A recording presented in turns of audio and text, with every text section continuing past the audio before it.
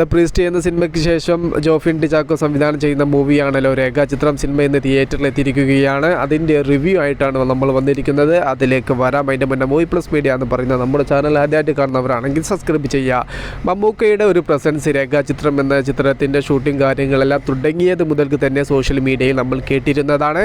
ഇപ്പോൾ ചിത്രത്തിൻ്റെ first half കഴിഞ്ഞിരിക്കുകയാണ്. അതിൻ്റെ റിവ്യൂ ആണ് നിങ്ങളിലേക്ക് എത്തിക്കുന്നത്. കിഷ്കിന്ദ കാണ്ഡം എന്ന ചിത്രം ബോക്സ് ഓഫീസിൽ എത്രത്തോളം വലിയ വിജയമായിരുന്നോ ആ ഒരു അളവിൽ വിജയിക്കാൻ സാധ്യതയുള്ള സിനിമയായി തീർന്നിരിക്കുകയാണ് ഈ ഒരു രേഖാചിത്രം എന്ന് പറയുന്ന മൂവി. മമ്മൂക്കയുടെ കാതോട് കാതോരം എന്ന ചിത്രത്തിൻ്റെ ലൊക്കേഷനിൽ വെച്ച് ഉണ്ടായ ഒരു ഇൻസിഡൻറ്റിൻ്റെ ഭാഗമായിട്ടാണ് ചിത്രത്തിൻ്റെ അന്വേഷണം കാര്യങ്ങളെല്ലാം പുരോഗമിക്കുന്നത്.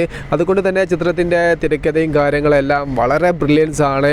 ആ കാലത്തെ അസോസിയേറ്റ് ഡയറക്ടേഴ്സിനെയും അതുപോലെ പ്രൊഡക്ഷൻ കൺട്രോളറെയും എല്ലാം ചോദ്യം ചെയ്യുന്നുണ്ട്. വളരെ റിസ്കി ഉള്ള ഒരു തിരക്കഥ, വളരെ റിസ്കി ആയിട്ട് ചിത്രീകരിക്കാൻ കഴിയുന്ന ഒരു സിനിമയായിട്ടാണ് രേഖാചിത്രം കാണുന്ന സമയത്ത് ഫീൽ ചെയ്തിട്ടുള്ളത്. ഫസ്റ്റ് ഹാഫ് എന്തായാലും ഗംഭീരമായിട്ടുണ്ട്.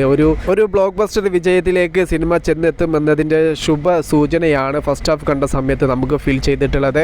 മമ്മൂക്ക ചിത്രത്തിൽ ഉണ്ടോ ഇല്ലയോ എന്നുള്ളതൊക്കെ നമുക്ക് സിനിമ കണ്ടിറങ്ങിയതിന് ശേഷം സംസാരിക്കാം. ഇപ്പോൾ എന്തായാലും മമ്മൂക്കയുടെ ഒരു പ്രസൻസ് ഉൾക്കൊള്ളിച്ചുകൊണ്ട് തന്നെയാണ് സിനിമ ഫസ്റ്റ് ഹാഫ് പൂർത്തിയായിരിക്കുന്നത്.